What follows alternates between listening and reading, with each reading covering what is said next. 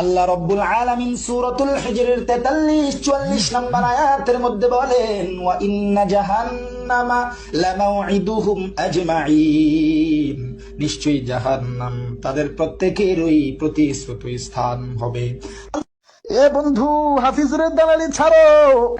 আল্লাহ তাআলা এত নাজ নেয়ামত দান করছে, এত সুন্দর কণ্ঠ দান করছে, কারো দালালি করার জন্য না, একমাত্র জন্য বলি, কারো দালালি করার দরকার নাই, কারো সুর নকল করার দরকার নাই।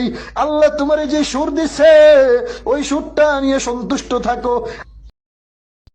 এরে, তুই যে আমারে নসিহত করলি, তোর গলায় তো হাফিজুরের আওয়াজ শোনা যায়।